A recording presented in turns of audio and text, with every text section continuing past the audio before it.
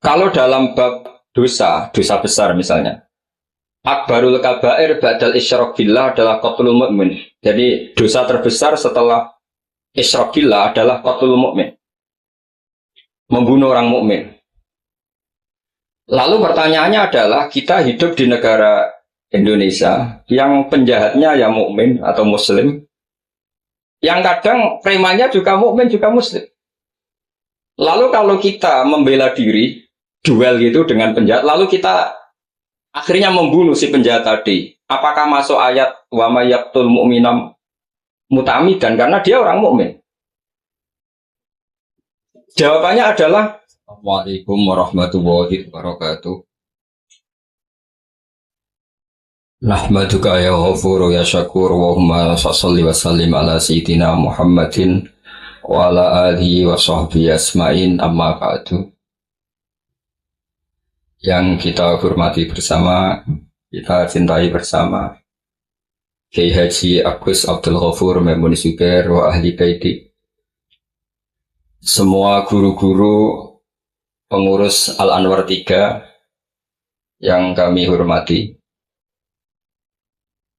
Saya banyak sekali baca literatur tentang sejarah Sayyidina Umar, tapi tidak pernah sefaham malam ini.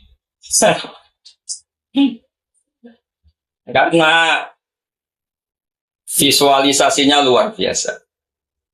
Saya hanya kecewa dengan Abu Jahal.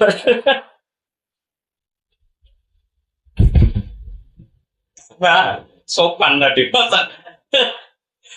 Jadi itu yang agak salah. Kalau saya ngelihat aktornya itu masa Abu Jahal sopan ngasihkan mic gitu. Jadi saya baru ini benar-benar memahami tentang Tariq Umar.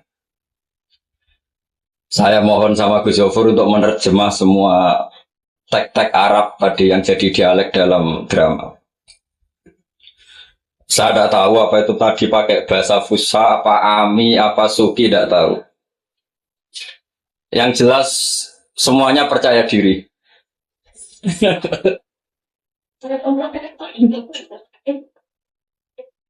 Saya itu masih ingat cerita guru saya ketika masih sekolah, masih kecil.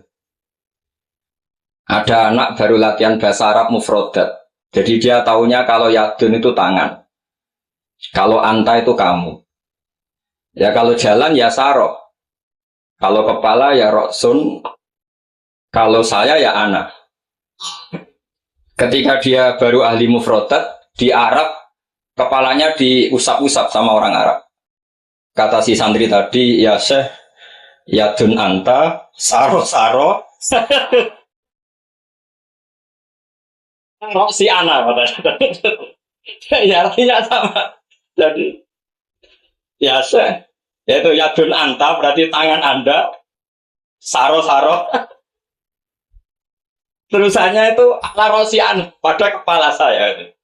Jadi dia belum bisa mengatakan misalnya ya duka ala rosi, tapi ya yadun anta saro-saro ala rosya. Nah semoga semua dialek tadi nggak termasuk kategori yang itu. Saya dulu sekolah kakak kelasnya Gus Yofur itu ya punya temen kalau dimarahi di kelas itu bilang, Gus tadi saya dimarahi di depan alladzina aja. Jadi apa maknanya alladzina katanya? Katanya di depan orang apa? Banyak. Karena setiap ngaji alladzina wong akeh. Jadi kalau dimarahi di depan publik berarti dimarahi di depan alladzina. Nah ini kapan? Saya tadi pamit sama Gus Yofur itu kapan-kapan bisa disewa enggak Gus? Bisa kan? Ini menurut saya masalah yang lumayan serius. Saya pernah didolani lah sama Habib Soleh Alatas dari Tegal. Ternyata kru dari TV 7 atau kru dari Khazanah sering juga minta masukan dari beberapa narasumber untuk memberi penjelasan tentang tarikh sebenarnya, misalnya tentang Umar. Di sini biasanya khas ulama itu dilematis karena kalau ngasih biasanya pemeran perempuannya benar-benar perempuan. Jadi resikonya kalau cantik itu nanti jadi masalah ikhtilatur rijal wan nisa. Kalau tadi enggak, karena Anwar 3 mungkin. Atau babanya enggak mau berdampingan dengan Abu Jahal, enggak tahu tadi. Jadi saya enggak tahu tadi pertimbangannya itu fikhan atau apa trauma karena takut itu.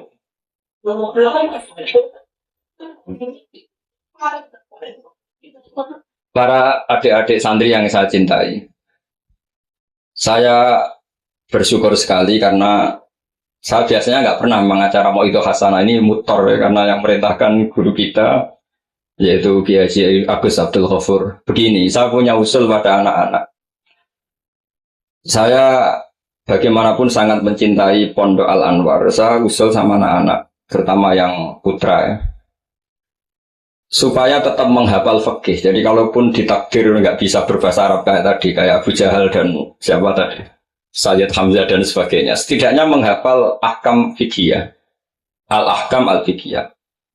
Jadi saya mohon muhafadzahnya itu tidak hanya Quran lafdhan wa tilawatan, tapi menghafal ahkam. Ini penting sekali karena kelebihan kita di kampus. Ini pengalaman saya kerja di kampus. Keunggulan kita adalah kita ini hafal kepastian hukum fikih. Jadi misalnya Kangkang harus hafal, meskipun nggak bisa baca teksnya, kalau iddatul mutafa'an hazaujuha itu arba'ata asyuri wa asyra. Kalau dia min dawatil hamli wa ulatul ahmali ajaluhunna ayyatu'na hamlahun dan sebagainya dan sebagainya. Ini penting sekali karena ternyata yang saya baca, beberapa orientalis atau beberapa orang barat itu masuk Islam itu karena Islam itu dianggap hukumnya itu detail. Termasuk mengatur pernikahan, perceraian, tata kelola ekonomi, tata kelola negara dan sebagainya dan sebagainya. Saya pernah ditanya menyangkut ekstremis.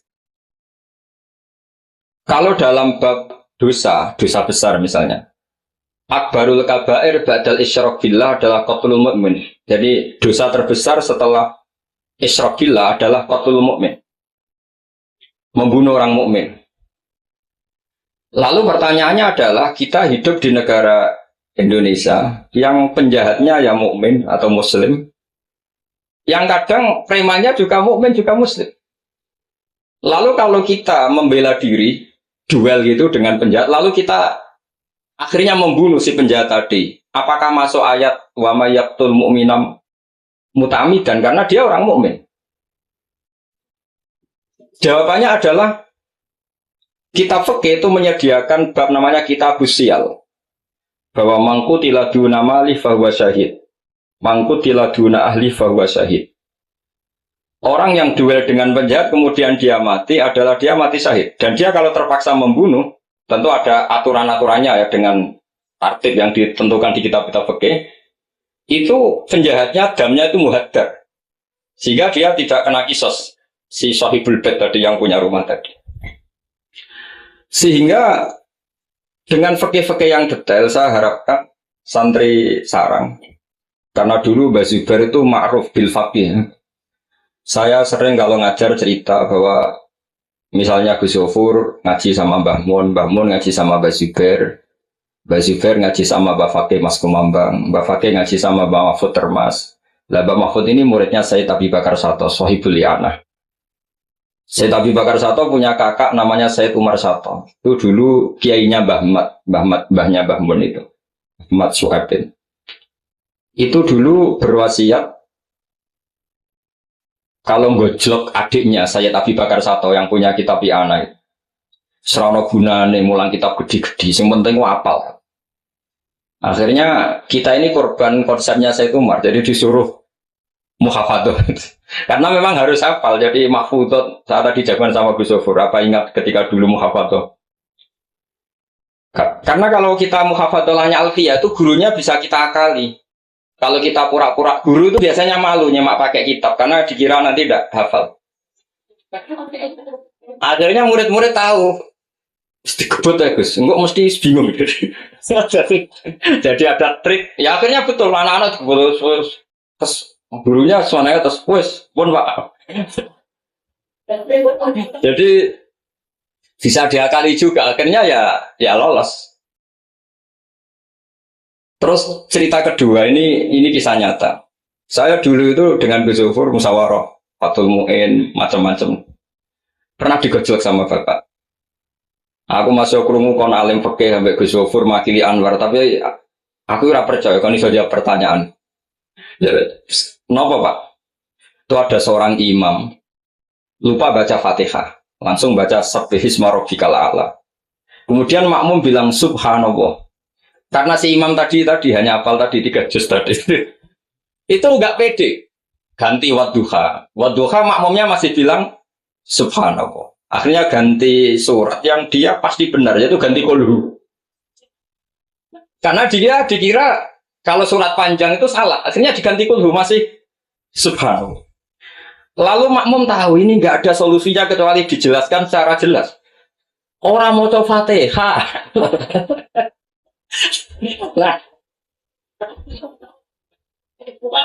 Lah itu fikih kita, makanya saya berharap nanti Gus Zufur juga ngarang fikih yang seperti itu. Apakah yang seperti itu membatalkan sholatnya makmum? Karena darurat. Download aplikasi GoPay, selalu ada. Hanya subhanallah nggak memahamkan. Dia mau nggak mau harus ngomong. Kalau masalahnya itu udah baca Fatihah. Nah ini nanti supaya jadi fasul masalahnya Anwar 3 itu kalam ini termasuk membatalkan apa? Tidak. Karena kalau cari padanan ayat Quran tentang Fatihah juga tidak yakin imamnya paham. Misalnya pura-pura baca walaqad atainaka sab'am minal mathani yang artinya Fatihah juga saya yakin imamnya juga gak paham. Jadi ini ada masail-masail fikih yang setelah ditanyakan memang fikih dulu itu tidak memuat. Kita harus kreatif, tapi bukan berarti merasa istihad untuk jawab beberapa pertanyaan. Terus cerita keempat, ini tentang guyonan-guyonan ilmiah. Dulu itu kata Mbah Mun itu sering cerita, dan ini etika modern ya. Kebetulan norma modern dalam dunia akademik seperti ini, yaitu skeptisme. Jadi orang itu harus agak ragu kalau dengan pendapatnya. Ada seorang alim itu yakin kalau orang naik bulan itu tidak mungkin, karena dia percaya dengan teks Al-Qamar itu Fisama Irobiyah. Tapi kata muridnya, itu Kiai Kudus, semuanya dua-duanya Kiai Kudus, itu Kiai terkenal semua. Kalau menurut muridnya, pokoknya mungkin ya. Orang mungkin, terus dia cerita Qala Rasulullah gini, panjang lebar. Itu bantah-bantahan itu sampai 3 jam, sampai dekati fajar. Setelah dekati fajar, kata gurunya, pokoknya coraku gak mungkin. Terus muridnya bilang, alhamdulillah, ya ampun, bukan apa-apa. Gurunya janggal. Kenapa kamu sekarang taslim, padahal mulai tadi kamu terus bantah saya? Karena guru saya sudah bilang menurut saya, itu haknya guru. Kalau bilang menurut saya, tadi Anda bilang, Pak Guru bilang Qala Rasulullah, itu Rasulullah itu milik kita semua. Jangan-jangan tafsir guru salah, makanya saya bantah terus. Jadi itu nih. Tapi kalau sudah menurut saya, ya sudah itu menurut guru. Kalau tapi bilang kalau Qala Rasulullah gini-gini, bisa saja guru salah dalam menafsirkan Qala Rasul. Ini penting sekali dalam ulumul Quranmu. Saya yakin Gus Zufur lebih tahu. Misalnya begini, saya sering kali digugat oleh para saintis, Pak Bahak, dalam proses embriologi itu tidak ada min alakir segumpal darah. Yang ada dalam embriologi itu, alak itu ya semacam zigot yang nempel di dinding rahim, kemudian itu yang nanti jadi janin. Kalau segumpal darah ya orang keguguran. Nah, terus saya tanya, apa ada di Quran itu segumpal darah? Kata dia ada min alakin. Saya bilang, saya ini hafal Quran, tidak ada kata segumpal darah. Kalau min alakin ada kata saya. Terus, tapi kata kiai-kiai itu begitu apa? Ya tapi tetap Qurannya itu min alakin, bukan segumpal darah. Yang ada segumpal darah itu terjemahannya, bukan Qurannya kata saya. Ini penting saya utarakan. Nanti kalau terbukti secara sains bahwa nggak ada proses embriologi itu segumpal darah, itu yang salah bukan Qurannya, tapi kita yang mengartikan bahwa alagen itu segumpal darah. Sehingga kalau kamu mengartikan alagen segumpal darah, kamu harus bilang ini menurut saya, bukan menurut Allah dan Rasul. Nanti kalau kamu bilang segumpal darah menurut Allah dan Rasul, berarti kalau penelitiannya salah, yang salah Allah dan Rasul. Meskipun tentu sesuai ilmu balaghah bisa saja min alagen benar-benar maknanya segumpal darah, karena untuk litahjin atau untuk litakbeh supaya manusia tidak sombong, diceritakan dia diciptakan sejenis segumpal apa? Darah, bukan harus materinya dari segumpal darah tapi sejenis itu. Ya untuk supaya manusia tidak sombong. Bisa saja kalau secara balaghah demikian. Ini kembali ke Umar tadi, saya ketika melihat drama Umar tuh Sayyidina Umar itu berkali-kali punya pendapat. Karena beliau tuh sering solid, sering akurat, sampai penggemar beliau mengintikan hadza mar'a Allah wa ra'a Umar. Hadza mar'a Allah wa ra'a Umar. Ini pendapat Allah dan pendapat Umar. Sampai Sayyidina Umar marah besar, la taqulu hadza hukmu wa ra'a hukmu Umar, walakin qulu hadza hukmu Umar. In kana shawaban fa min Allah wa in kana khata'an fa min Umar. Kamu jangan mengatakan kalau ini pendapat Allah, tapi katakan pendapat Umar. Jadi kalau benar ya min Allah, kalau salah dari apa? Umar. Tapi sekarang banyak beberapa organisasi ekstrim yang semuanya itu di atas namakan Allah. Mungkin Gus Zofur lebih tahu, lebih ngalami. Orang itu kalau benci seseorang yang kelas nasional, itu sudah dihujat, dimaki-maki. Kita yang menemani mereka itu juga dihujat. Wong fasik, wong keliru kok dikancani. Karena pikiran fikihnya adalah kita harus tafrik bainal haqqi wa bainal batil. Harus jelas ada demarkasi mana hak, mana apa? Batil. Itu fikih yang sementara kita pelajari. Sehingga mungkin orang enggak apa ya istilahnya akan menyalahkan lah. Saat kita bertemanan dengan orang yang macam-macam di Jakarta, apalagi orang liberal macam-macam. Tapi kalau sampean ngaji lagi di atas itu, misalnya belajar ilmu tasawuf, kita diajarkan, kalau kamu berteman sama orang dolim, ma tadri madza yuhtamu bih. Orang dolim itu kamu pun tidak tahu madza yuhtamu bih. Jangan-jangan dia yuhtamu bi husnil khotimah. Kamu juga nggak pernah tahu madza tuhtam. Apa kamu nanti tuhtam bi husnil khotimah apa su'il khotimah. Sehingga orang-orang tasawuf itu melihat orang dolim ya tetap hormat. Karena tidak tahu nanti akibatnya jangan-jangan dia husnul khotimah, kita yang su'ul khotimah. Ini penting bagi anak-anak Anwar 3, murid-murid Gus Zofur, sehingga orang-orang alim itu harus kamu beri ruang, meskipun secara zahir berteman orang-orang yang macam-macam. Karena itu ada ilmunya. Kita tidak ngambil sikap itu ada ilmunya. Makanya di kitab Hidayatul Hidayah, beberapa kitab tasawuf diterangkan, kalau kamu melihat orang fasik, jangan-jangan yuhtamu bi husnil khotimah, kamu tidak. Kita ingat cerita Wahsy. Wahsy itu orang yang dilaknati Rasulullah karena qatilu Hamzah. Ketika Nabi aksara min la'nil kuffar, malah nazala qaulu ta'ala laisa laka minal amri apa? Syai'un aw yatuba alaih. Dalam surat Ahzab ketika Allah mensifati orang munafik, itu masih ada kata wa yu'adzibal munafiqina insya'a. Masih ada kata aw yatuba alaih. Kemungkinan orang munafik adalah Allah menyiksa mereka insya'a atau memberi tobat. Sehingga banyak ulama, terutama guru kita Syekhina Kiai Maimun Zubair, itu berteman orang macam-macam nggak masalah. Dan kadang-kadang banyak menimbulkan kekecewaan. Ini nanti nggak ada tafrik bainal haqqi wa bainal batil. Nah, saya akan menjelaskan di sini bahwa itu ada ilmunya. Ada ilmunya. Banyak orang sing la'anahu Rasulullah. Bahkan da'a alaihi Rasulullah kayak Wahsy, kayak Khalid bin Walid. Kaifa yuflifu qaumun fa'alu bi'aihim hakadha. Zaman itu binabihim hakadha.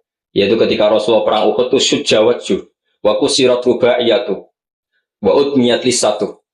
Ketika Nabi babak belur wajahnya, kata beliau, kaifa yuflihu qaumun fa'alu binabihim hakadha. Tapi apa yang terjadi? Justru Khalid bin Walid itu masuk Islam. Wahsy qatilu Hamzah juga masuk. Sehingga saya meskipun punya sikap, tentu saya sebagai orang punya pilihan gaya hidup. Mungkin saya nggak akrab lah kalau sama misalnya Mas Nusron itu. Tapi kalau Gus Zofur akrab. Tapi saya menghormati, itu pasti ada ilmunya. Saya jaga jarak ya ada ilmunya. Gus Zofur berteman juga ada ilmu. Nah, ini yang saya harapkan dari Anwar. Mohon ilmu ini diperkuat. Karena basis terkuat peradaban adalah ilmu. Ilmu menyediakan segalanya. Saya masih ingat Gus Mek Peloso itu akrab sama bapak saya karena beliau senang semaan. Kebetulan pendiri semaan Jantiko itu bapak sama Gus Mek. Jamiah anti koler berawal. Selama-lama diganti Mantap, terus di era putra-putranya diganti Tigrul Ghafilin. Itu kalau jagungan sama bapak itu, beliau bilang, intinya begini. Iya, nahi mungkar, kenal era gelem kok nahi mungkar. Oleh proses piye, oleh tarbiyah piye, kenal era gelem. Meskipun tentu anak-anak tidak saya sarankan seperti Gusme, karena jadab Anda tidak mesti sukses kayak Gusme. Itu kan resiko. Karena untuk sukses itu butuh keramat, butuh macam-macam loh. Kalau sampean latihan gitu pasti ditangkap keamanan itu. Karena itu masalah gitu, kalau di pondok masalah. Tapi apapun itu, kita punya cukup untuk melihat itu. Saya berkali-kali kalau acara di pondok Hajan sering bilang, berteman orang fasik itu tidak boleh. Wa ingka dasarin fajan ibu suratan. Kalau berteman orang fasik itu nggak boleh, karena nanti ketularan fasik. Tapi kalau dibalik, pertanyaannya dibalik. Mbah niki membina orang fasik. Dan di antara membina tentu prosesnya itu berkawan, macam-macam. Kalau dibalik itu menjadi haram apa halal? Bukan dibahasakan berteman orang fasik, tapi membina orang fasik. Ini penting saya utarakan karena khazanah kita itu banyak. Saya berharap ulumul Quran di sini sampai yang seperti itu. Saya beberapa kali belajar kitab Hayatus Sahabah. Di situ ada satu aplikasi Ahkam Al-Quran, baik yang fiqhul dakwah maupun fiqhul ahkam. Saya di situ yang paling saya kenang adalah cerita-cerita misalnya termasuk yang dikutip Habib Zain bin Sumit dalam kitab Al-Manhajus Sawi. Suatu saat ada ustadz, saking semangatnya nahi mungkar karena si Harun Rasid sering salah, didatangin. Kata si ustadz tadi, inni nasihun lak, famusyaddidun alika, fala tajidanna fi nafsika aliyah syai'an. Saya akan memberi nasihat Anda, tapi saya agak ekstrim, agak keras. Mohon kamu jangan tersinggung, Anda jangan tersinggung. Anda ya Amirul Mukminin jangan tersinggung. Tapi apa kata Amirul Mukminin Harun Ar-Rasyid?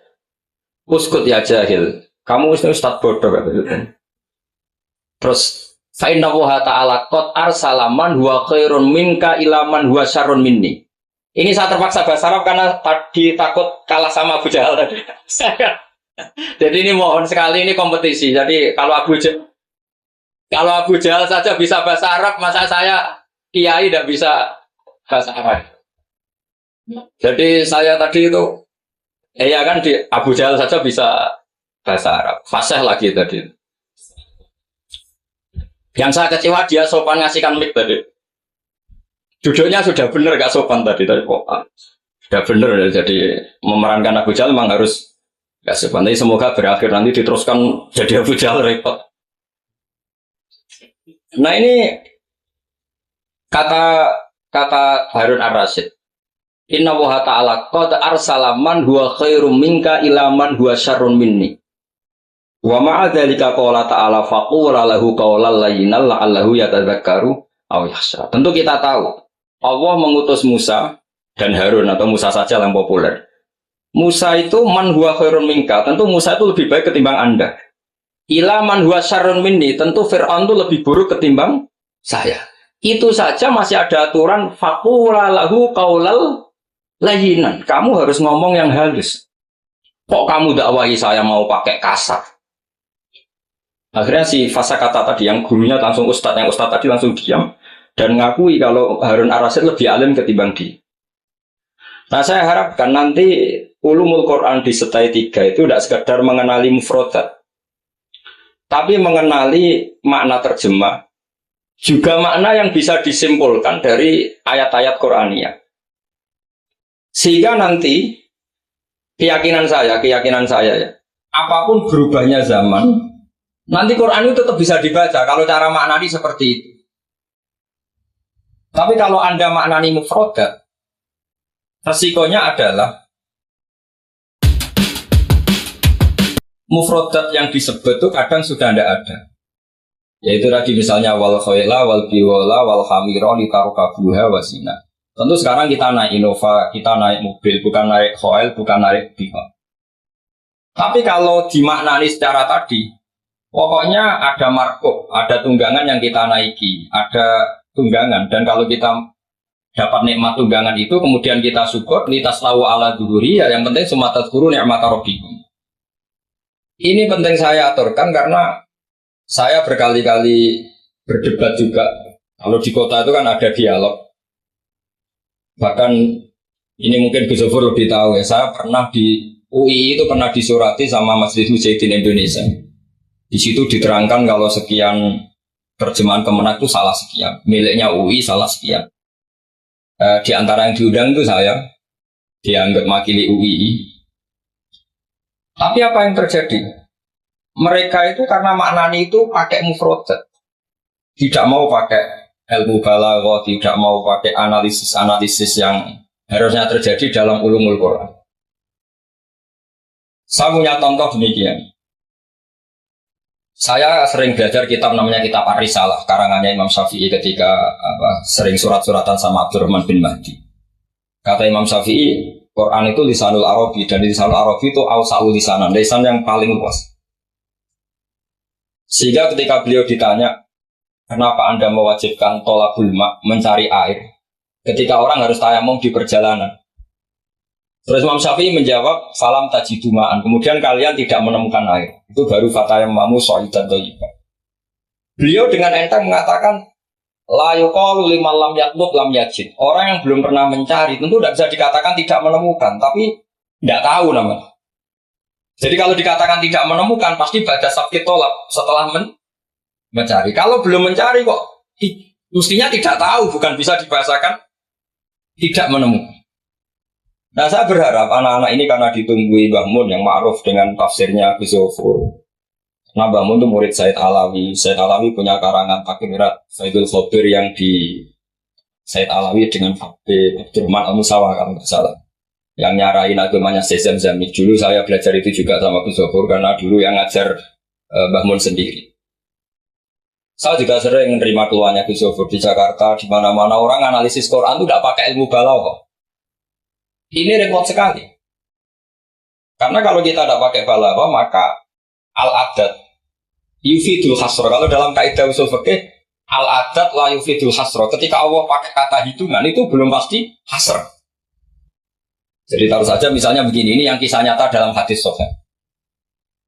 Ketika Rasulullah itu memintakan maaf sama orang munafik, terus kata Allah mengingatkan, in tastaghfir lahum sab'ina marratan fala yaghfirullahu lahum. Kata Nabi, jika 70 tidak bisa dimaafkan, wa sa'azidu ala sab'in. Ya sudah, saya tambahi lebih dari 70.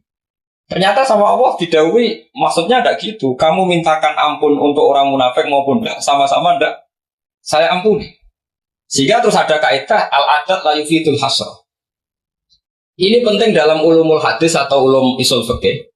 Karena kalau nuruti adat, Nabi sering jawab misalnya man sholal bardan dakhalal jannah. Orang yang sholat pada waktu dua dingin yaitu subuh dan asar dakhalal. Terus kamu mau tidak sholat zuhur misalnya, dan sebagainya dan sebagainya.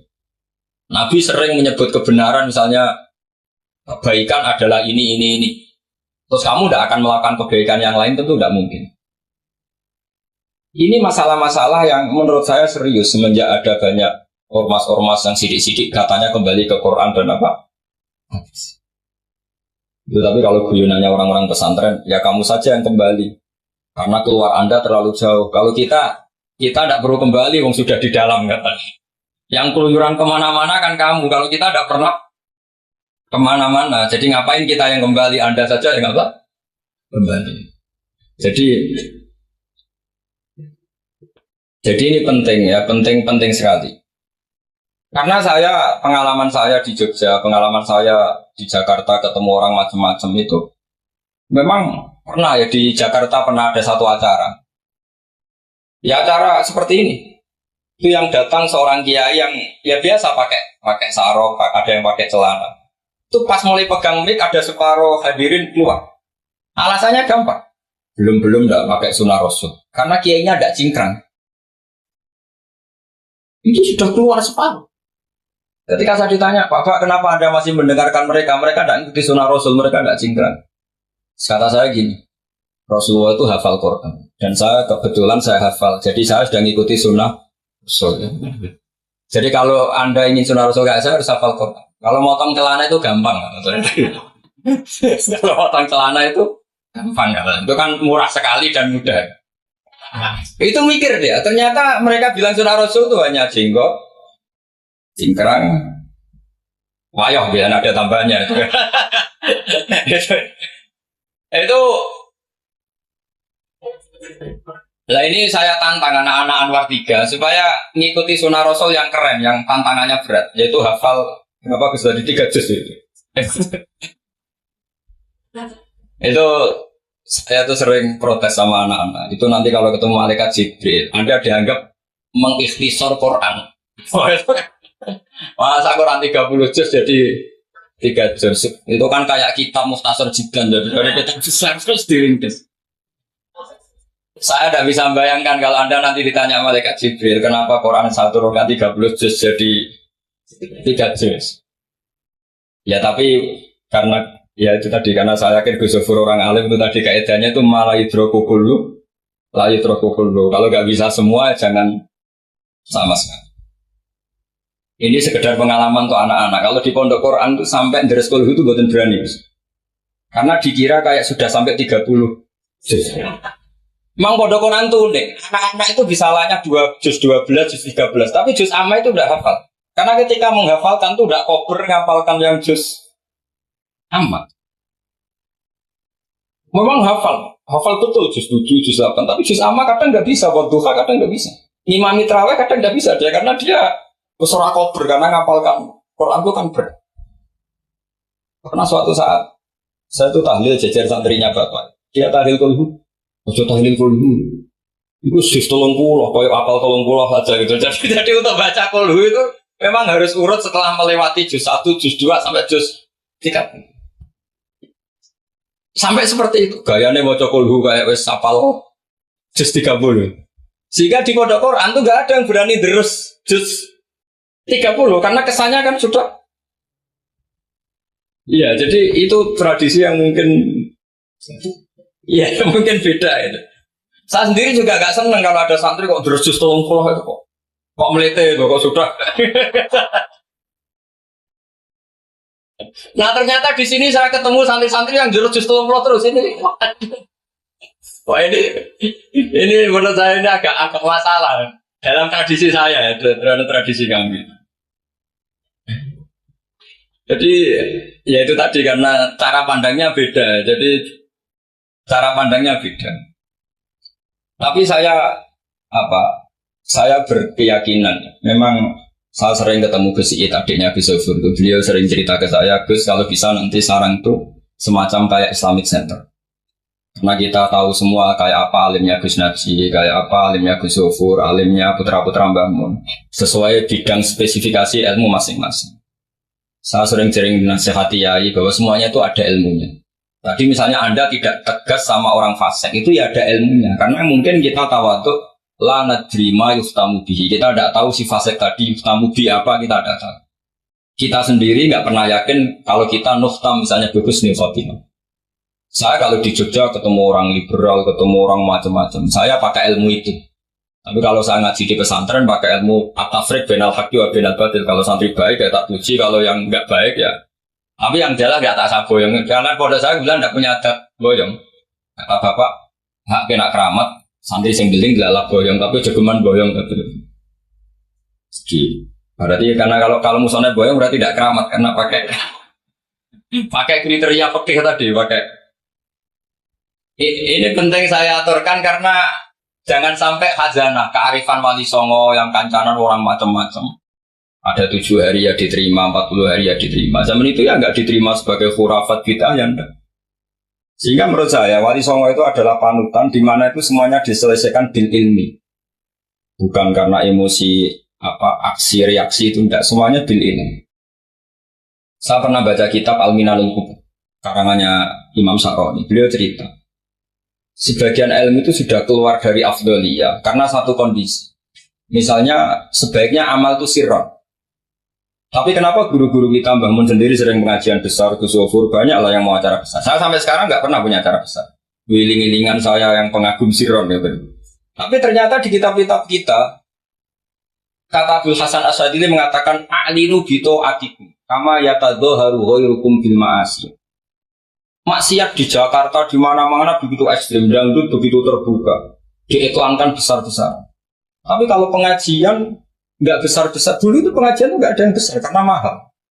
Dulu orang soleh itu ciri utamanya adalah khifatul ma'unah, biayanya sedikit.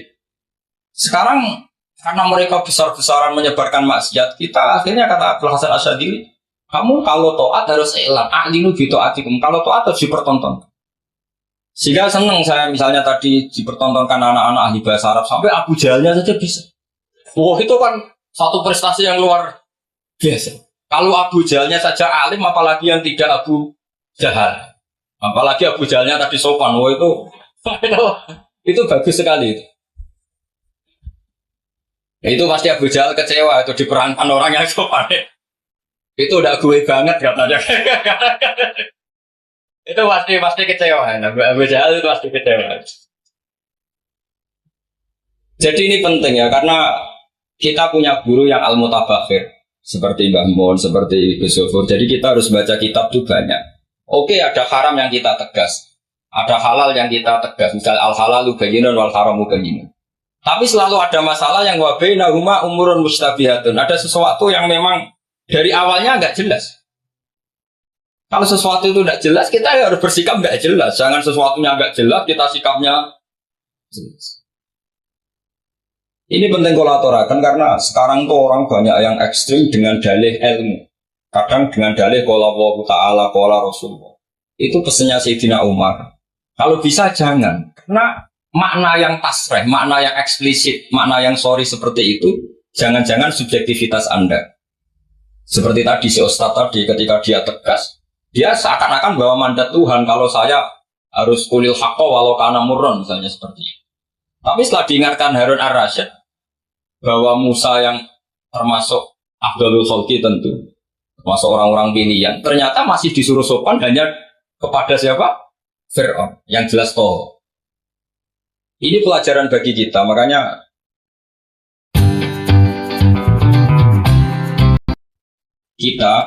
saya ketika datang di acara Mbak Najwa itu, mungkin yang saya agak beda. Itu kalau Pak Quraisy Shihab, kata Mbak Najwa itu kan kalau cerita nulis buku katanya kami, karena takut kalau bilang saya tidak mewakili guru-gurunya, tidak mewakili ulama-ulama dulu. Tapi kalau anak-anak Anwar 3, tidak harus seperti itu, boleh tidak apa-apa kata saya. Ya Gani nak salah itu, sing salah sampean tok. Itu kalau musonef ngarang kitab bilang kami, itu Gus Zofur ke bawah nanti. Jadi saya itu dalam konteks itu udah sependapat. Karena resikonya tinggi sekali. Misalnya ngarang bahasa Arab bilang kami jumlah tadi yadun anta saro-saro ala rosi anak gitu kan. Itu fatal sekali. Terus ini yang terakhir karena saya tabarruk sama para sahabat. Ketika tahun kedua tadi Gus Zofur menyinggung perang Badar. Ketika tahun kedua itu baru kedua dari Hijriah. Itu para sahabat itu sudah banyak yang hafal Quran dan paham, padahal baru tahun kedua. Yaitu yang bawa itu Mus'ab bin Umair. Itu ketika Rasulullah mau perang Badar dan istasyar, meminta musyawarah sama orang-orang Ansor, istasyarul Ansor. Karena orang Ansor itu hanya punya kompensasi jika engkau ya Rasulullah ke Madinah, Yasrib dulu, maka kita akan melindungi engkau sebagaimana kita melindungi nisa'ana wa abna'ana. Tapi masalahnya perang Badar itu Rasulullah harus keluar dari Madinah. Rasulullah sehingga khawatir jangan-jangan orang Ansor tidak berkomitmen dengan perjanjian itu, karena itu di luar apa? Perjanjian, karena sudah keluar dari Madinah. Ketika istasyarul Ansor, apa kata itu? Miqdad bin Aswad, ada yang nulis Miqdad bin Amr. Karena bapaknya namanya Amr, cuma dia masyhur disebut Miqdad bin Aswad. Ada rawi yang mengatakan itu Sa'd bin Mu'adz, tapi yang jelas itu Miqdad bin Aswad. Ini ingat ya, tahun kedua dari Hijriah. Apa kata Miqdad? La naqulu laka kama qalat Banu Israil fadhhab anta wa rabbuka faqatila inna hahuna qa'idun. Walakin idhhab anta wa rabbuka faqatila inna ma'akuma muqatilun. Ya Rasulullah, kamu jangan khawatir kalau kita-kita ini pecundang kayak orang Bani Israel. Orang Bani Israel itu kurang ajar sekali. Mereka yakin kalau Musa itu orang hebat. Dan tentu Allah adalah zat yang super. Ala kulli syai'in. Kalau Allah itu superior, kemudian kamu kenapa susah-susah ngajak kita? buat jenengan sama Allah datang lawan Jababiro, tak tunggu beritanya. Nah, itu kadang-kadang santri sekarang ya kayak Bani Israel. Itu kalau ngerti kiainya keramat, misalnya Gus Zofur lari seminar keramat, terus kiai itu juga serasa diaturi. Jadi kadang keyakinan itu ya salah. Seperti tadi, Nabi Muhammad itu para pangeran, nak perang rasa dibantu, kan bisa melibatkan Jibril, Israel kan selesai. Itu bisa fatal kalau seperti itu. Banyak loh, kiai-kiai keramat ngeluh gitu, karena santrinya terlalu kultus keramat, terus santrinya orang mikir kiai ini buatan nyindir, fakta gitu, terus biasa mawon. Dan terus menurut saya itu tradisi yang salah.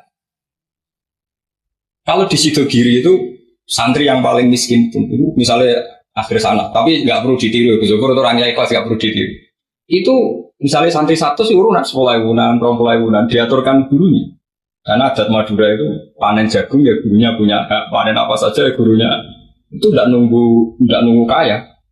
Kalau adat sana kan nggak nunggu jadi alumni, jadi kaya baru ingat kiainya. Itu kalau teman kiainya sudah meninggal kan terus repot gitu video. Itu kata orang tadi siapa itu Mikdad bin Aswad. La naqulu laka kama qalat Banu Israil. Fadhab anta wa rabbuka faqatila inna hauna qa'idun. Walakin idhab anta wa rabbuka faqatila inna ma'akum qatil. Tapi silahkan ya Rasulullah, engkau berangkat.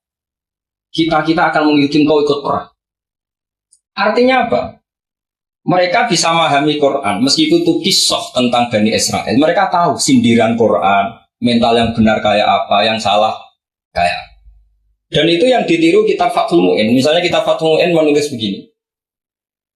Misalnya, wa tusannu misalnya as-sholat binasatin atau wa yusannu nasatun di sholatin.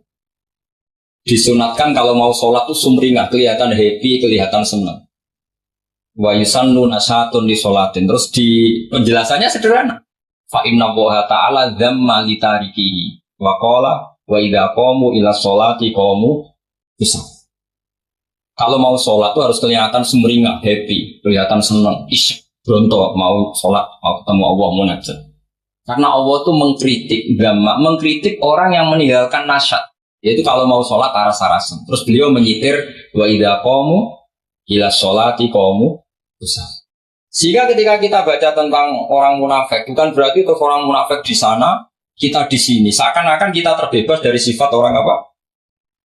Itu bukan da'bu ulama'ina, bukan ahwal ulama'ina. Ahwal ulama kita ketika baca Quran adalah otomatis kita memahami. Dan memahaminya itu bisa mafhum yang luar biasa, kayak tadi. Kayak yang saya ceritakan tadi, Harun Ar-Rasyid, kayak siapa tadi, Mikdad bin Aswad, dan kayak tadi Fathul Mu'in. Sama dengan model-model karangan Imam Ghazali. Imam Ghazali kalau ngarang kitab sebenarnya sederhana. Setelah kita teliti itu semuanya ya sederhana sekali. Artinya ayat yang dikutip itu sering kita baca. Tapi beliau secara indah, secara menakjubkan, itu bisa ngambil kesimpulan yang luar biasa. Saya punya kitab Mufrodat yang dikarang oleh beberapa ulama. Dan beliau cerita tentang kehebatan Sayyidina Ali dalam menafsirkan Quran. Kata Sayyidina Ali, saya tidak bisa membayangkan dahsyatnya angin ketika mengobrak-ngabrik kaum Mu'ad. Karena anginnya angin balilo, ini gak terkendali. Ya, karena Allah punya tradisi begini, kata Sayyidina Ali. Wa in min syai'in illa indana khazainuhu wa ma nunazziluhu illa biqadarin ma'lum. Segala sesuatu itu terukur dan saya turunkan juga dengan ukuran yang pas biqadarin ma'lum. Tapi ketika Allah mensifati angin yang untuk kaum Ad disebut birifin sorsorin atiyah. Atiyah maknanya balilo, pakai tak. Ya pakai tak. Terus yang sebagian ayat tentang Nabi Nuh. Inna lamma taghal ma'u hamalnakum fil jariyah. Togo itu maknanya lanjut. Jadi air sudah gak terkendali, kayak di luar kendali malaikat. Sudah togo, sudah balelon. Saking balelonya yang main hantam saja kata Sayyidina Ali. Sehingga dua ayat ini menunjukkan betapa dahsyatnya banjir karena diredaksikan taghal ma'. Begitu juga betapa dasarnya angin karena disebut diridin sorsorin atiyah. Jadi yang namanya atiyah itu pakai tok ya. Ini ain tok ya, ini yang pakai apa? Ain alif. Jadi dari mufrodat ini kelihatan bahwa benar-benar dahsyat. Karena Allah punya adat, segalanya terukur. Ternyata di situ disebut tohornya semuanya sudah keluar dari apa? Ukuran. Ini saya mohon sekali karena anak-anak Anwar 3 ini menangi Mbah Mun, menangi Gus Sufur. Saya sendiri diminta beliau bantu ngajar di sini. Jadi saya mohon sekali karena ini banyak banyak ya nabi al-ilmi lah, banyak sumber-sumber ilmu. Tolong sekali dimanfaatkan yang baik. Terutama anak-anak yang di muhadharah ini kajian-kajian fikihnya itu harus dihafalkan. Karena hafal ini sanad kita. Dulu Mbah Mat itu ngaji sama Syed Umar, kakaknya Syed Abi Bakar Sato. Memang semua kitab itu harus mahfudz, harus dihafal. Saya sendiri dengan Gus Sufur itu yang mendapat barokah muhafadzah zaman sekolah. Dulu kalau nggak muhafadzah itu nggak naik. Tapi ya dulu bisa diakali ternyata itu. Dulu Mbak Fakih itu ahlinya Fa'ati. Jadi kalau ada orang anak nggak naik ditanya. Soalnya arah munggah pening di hitung terminal, Mbak. Waktu Mbak Fakih terus diunggah no. Kata beliau, nak nganti di terminal jadi wong nakal aku sing kedosan. Mereka tadi mayu ati ilal haram ya, haram. Sehingga dulu masyhur kalau anak-anak tidak naik itu sudah kong kali kok. Oh nak takok ibu ning terminal ya. Karena kiai itu mesti pantangan. Taman kalau nggak percaya coba aja anak yang nakal mau boyong terus disowankan Gus Sufur. Gus, nak jenengan boyong balik mereman malih. Mau mikir, mesti kiai itu mikir. Tapi jangan pakai loh. Ini kan cerita dulu. Sehingga anak-anak yang gak muhafadzah itu mesti ada yang anak-anak lugu ditanya Bapak. Kalau gak naik ning dijong bebaleni, Masya Allah, Alhamdulillah. Ya orang mudah tenang. Jadi cara pandang kiai itu unik. Makanya ilmunya kiai susah dianalisis ini karena unik.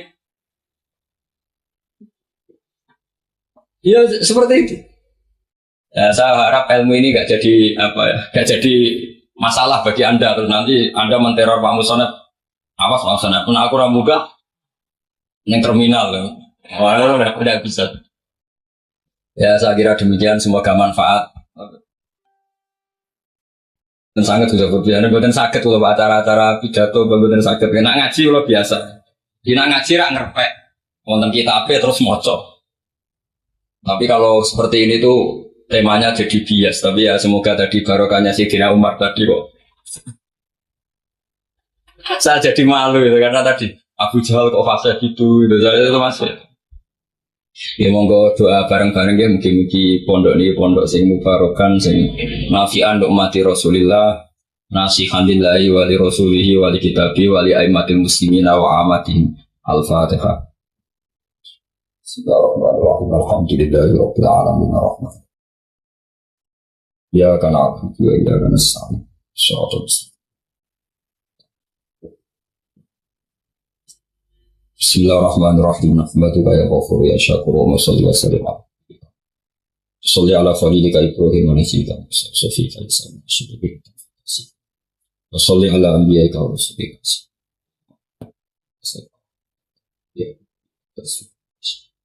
ya Allah taruk bihal fitnah wa taruk bihal fitnah wa taruk bihal fitnah